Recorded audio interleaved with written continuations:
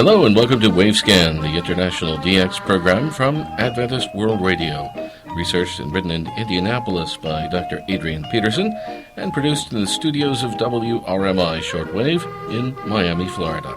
I'm Jeff White. Today on Wavescan, radio broadcasting in the land of the mountain lion, Part 4, Relay Services, and our Australian DX report.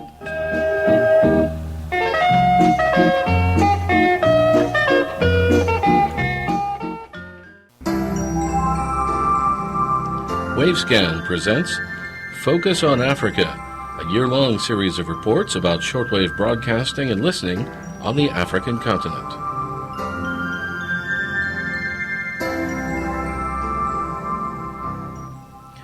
From the very earliest days, the various radio broadcasting services in Sierra Leone were very dependent upon the relay of available programming from other sources as a supplement to that which was produced locally in their own studios.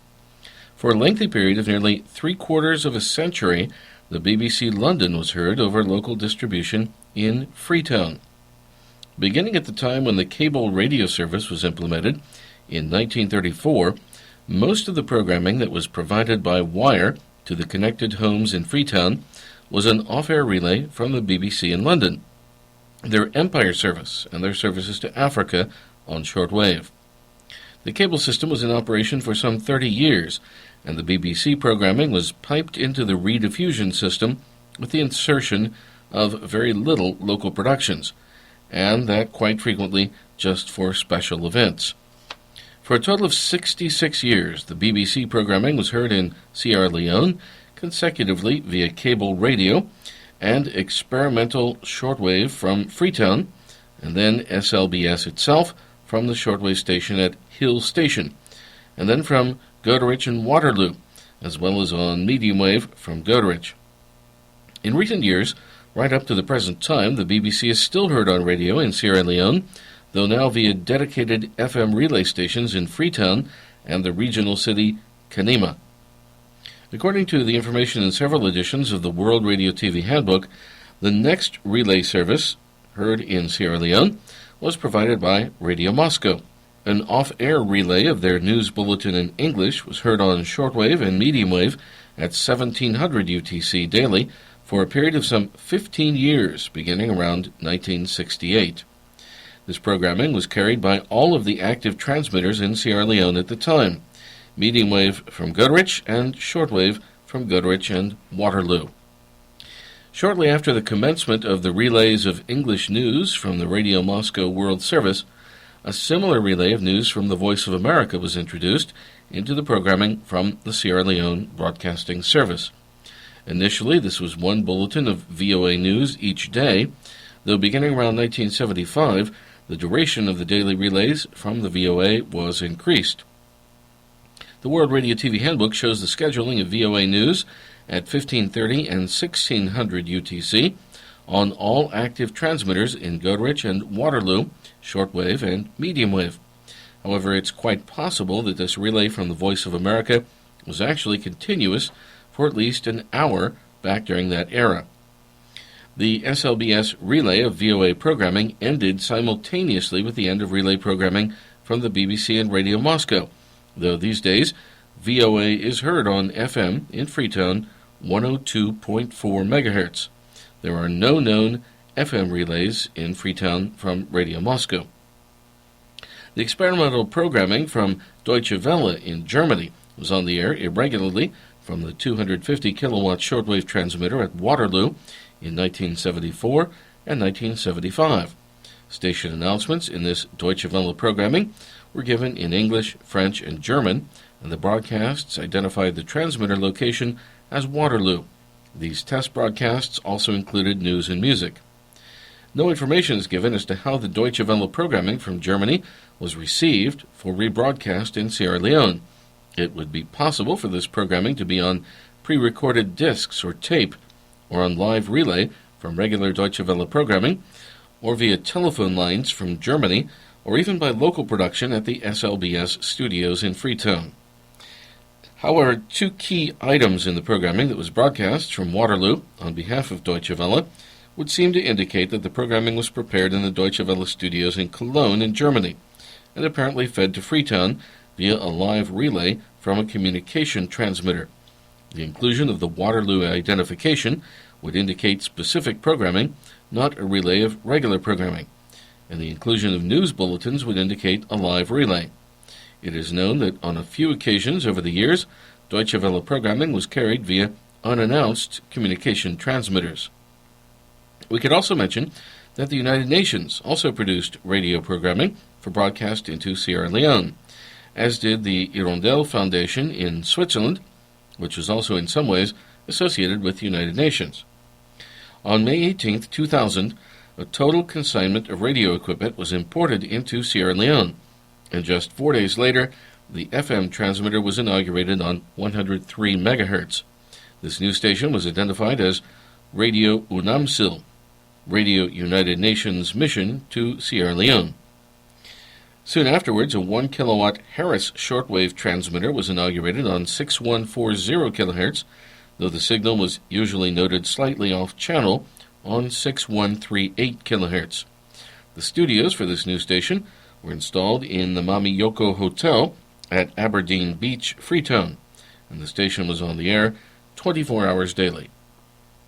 9 years later, that is, in 2009, the station left the air.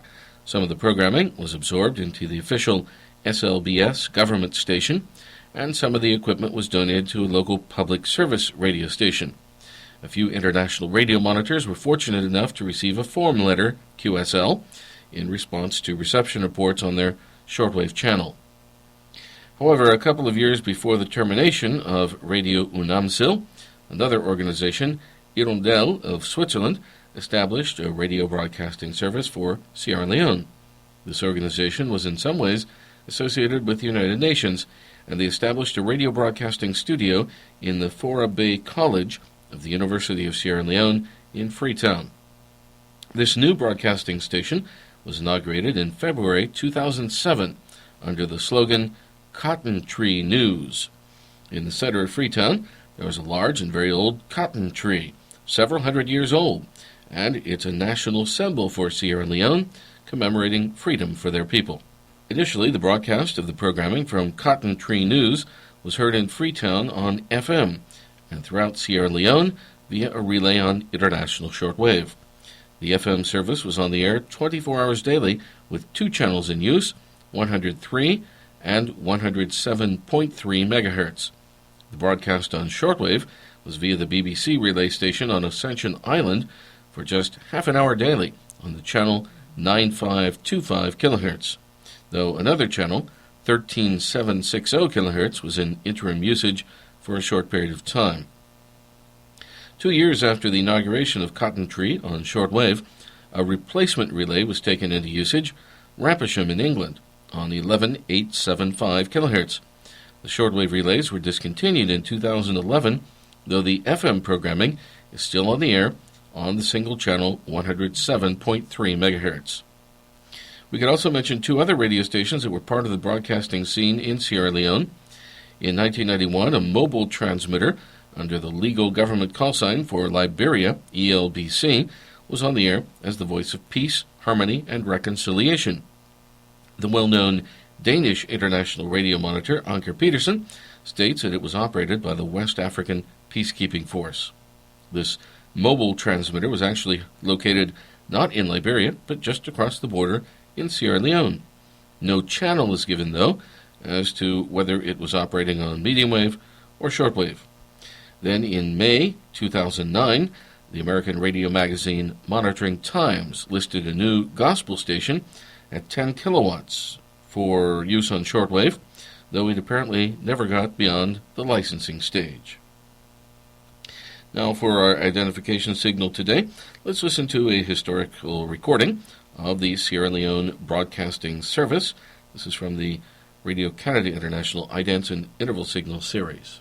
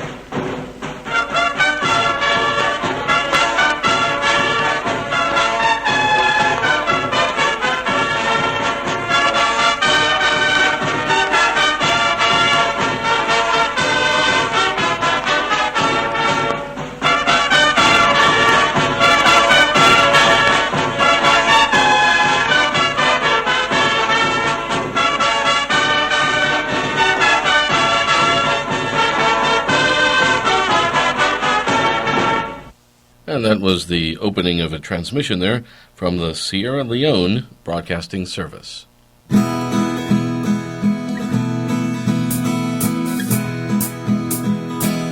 You're listening to Wavescan from Adventist World Radio.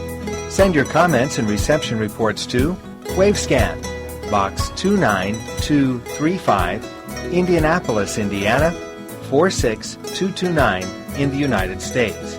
That's Wavescan, Box 29235, Indianapolis, Indiana, 46229 in the USA. Or you can email us at wavescan@awr.org. Our email once again, wavescan@awr.org.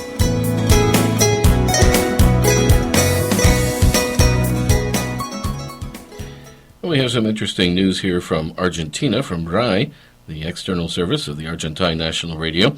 This comes to us from Luis Maria Barassi, director of the station, via Arnaldo Slain in Argentina. And Luis says, I have the great satisfaction of informing you that RAI, Radiodifusión Argentina al Exterior, began transmitting in the Chinese language on May 13th. The transmission schedule is the following: daily from 10 to 1100 UTC on 6060 kilohertz and 15345 kilohertz. That is a live transmission. And then the program is recorded or repeated from 0400 to 0500 UTC on 11710 kilohertz. A new Chinese program every day from RAI, Radiodifusión Argentina Exterior, and this is what it sounds like.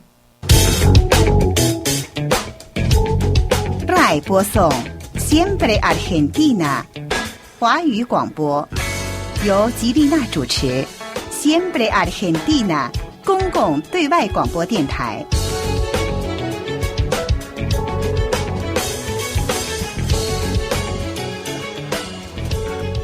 Amigos oyentes del mundo, en esta emisión de Siempre Argentina, Conexión Español, que conduce Chelo Ayala, compartiremos una importante entrevista.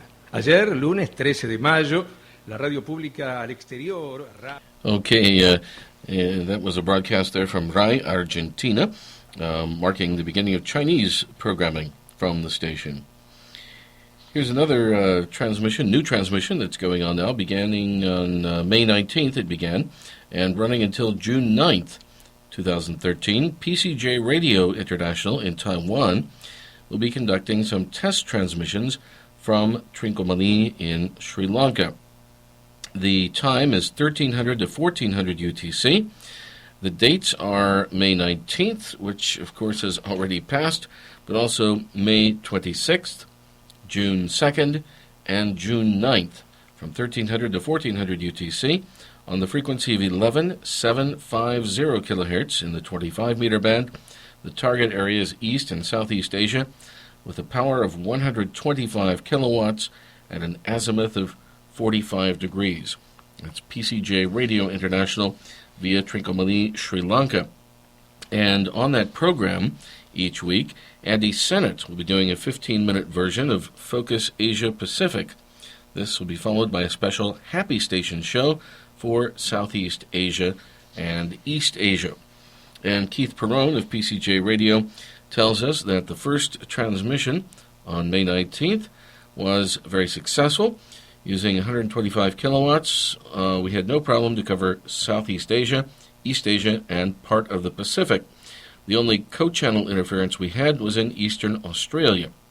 The co-channel interference was with Radio Havana, Cuba, on the 11750 kilohertz in Spanish to Latin America.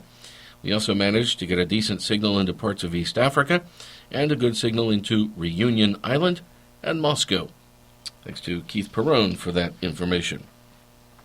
By the way, we received a very interesting QSL calendar, which is produced by the Rhein-Main Radio Club in Germany. It's a non-profit project to support DXing, and it's very interesting. It's a 2013 calendar. Every month has a picture of a few QSL cards, and some of them are historical cards, some of them are more current. but it's a very nice thing to hang up on your wall. The price of a copy is €15 or $20, and if you, they also accept PayPal, since bank transfers can be expensive, or you can put $20 inside an envelope and send it to them. But the details can be found on their homepage, www.rmrc.de.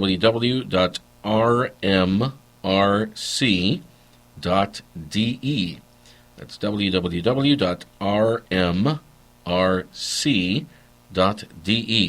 from the Rhein-Main Radio Club. Thanks to Dr. Harold Gabler for that information. And they sent us a copy of that calendar here, and it's very interesting, and we gave it away at the NASB meeting, the National Association of Shortwave Broadcasters annual meeting in Birmingham, Alabama, which took place May 15th to 17th, a very successful meeting there, and we will have a lot more information about that meeting on Wavescan for you next week.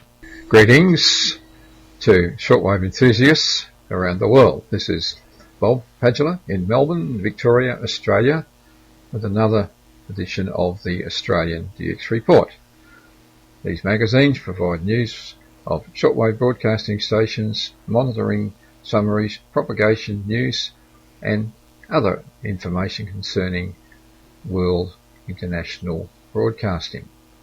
I'd just like to remind you that full detailed QSLs are available for correct reports received for these episodes. The address will be given at the end of the program. And to note that all times, days and dates given in our episodes are in UTC, and we use the 24-hour time system. The episodes are compiled from resources made available by the Electronic DXpress Radio Monitoring Association, which is based here in Melbourne. Opening our program this time, as usual, we have information from the Ionospheric Prediction Service in Sydney, New South Wales, concerning solar activity. The IPS reports that solar activity is now remaining at a low level. The 10.7 centimetre solar radio flux has dropped to 148, and the smooth equivalent sunspot number has fallen to 102. That's 102. And those figures are not expected to change dramatically in the immediate future.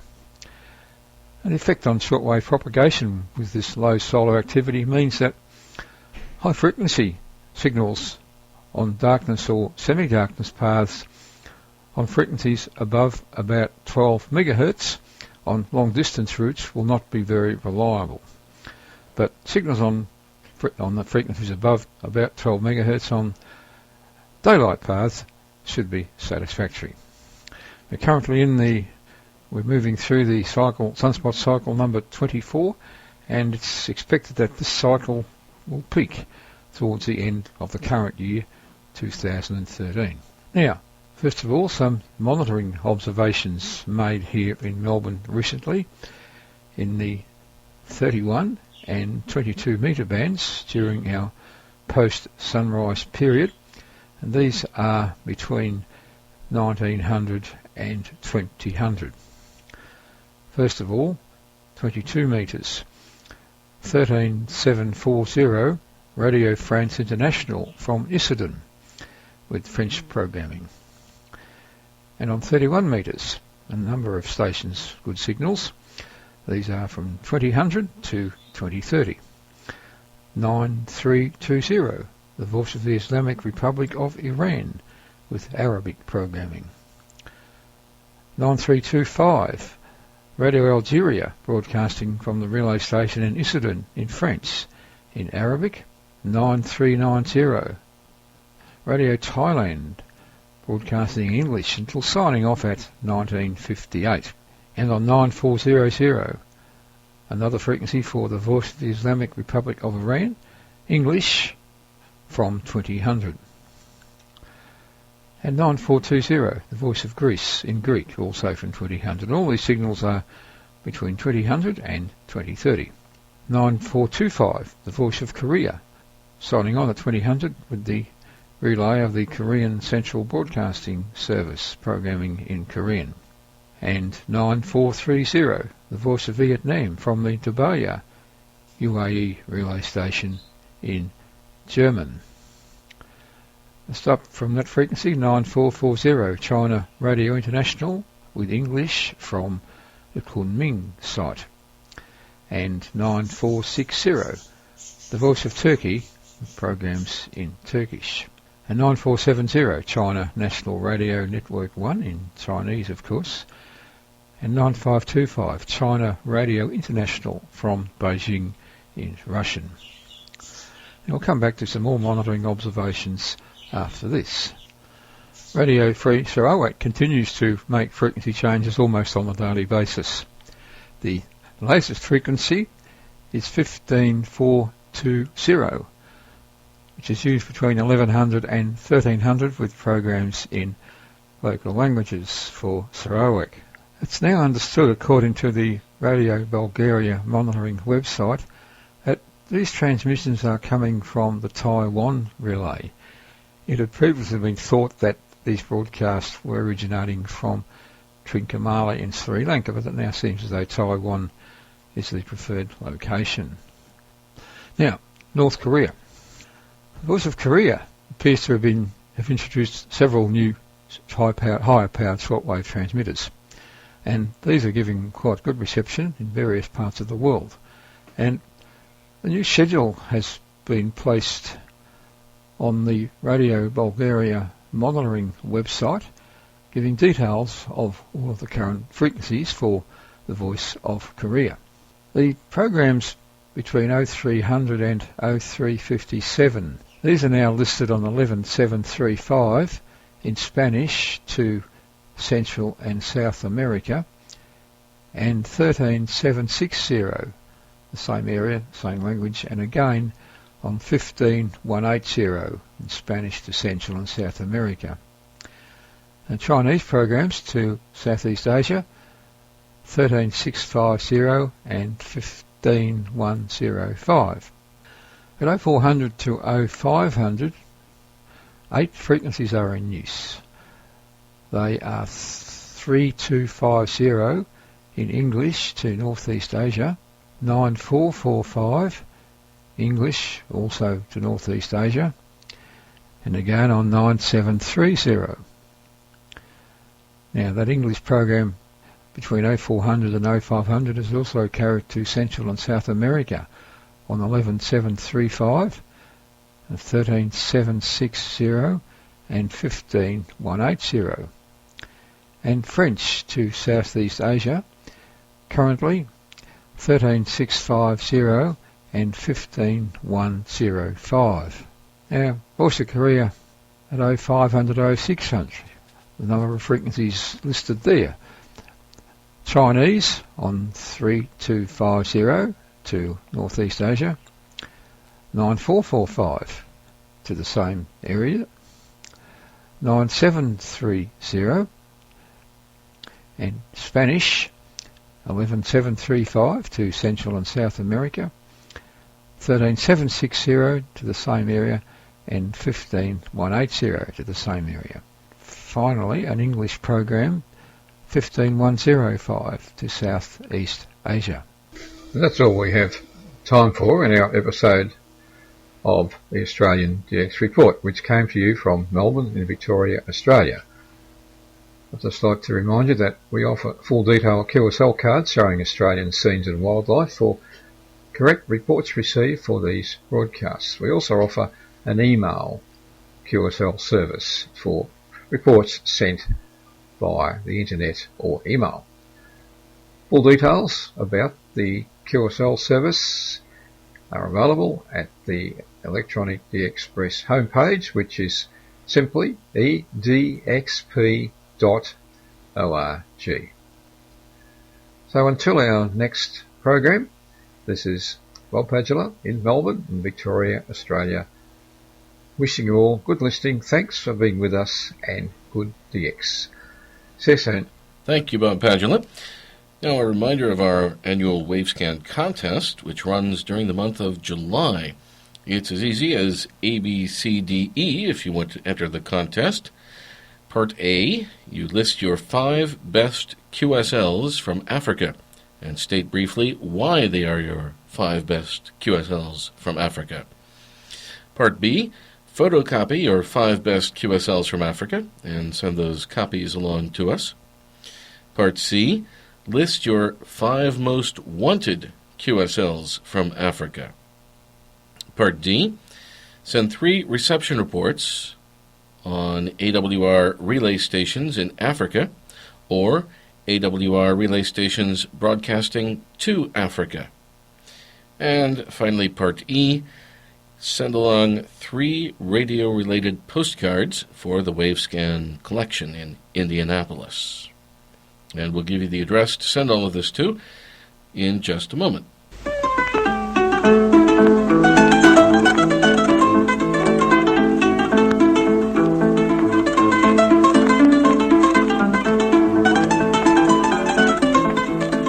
Music from Sierra Leone ends this edition of Wavescan, the International DX program from Adventist World Radio.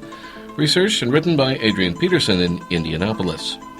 Next week on Wavescan, the 75th anniversary of radio broadcasting in the Troubled Isles. We'll have a report from the annual meeting of the National Association of Shortwave Broadcasters, which took place recently in Birmingham, Alabama, and our Japan DX report. If you'd like to send us a reception report, we have a Wavescan QSL card available. And when you make out a reception report to Wavescan and send it to the AWR office in Indianapolis, you're invited to also send a copy to the relay station that is carrying the broadcast. In this way, you can obtain an additional QSL card for your reports.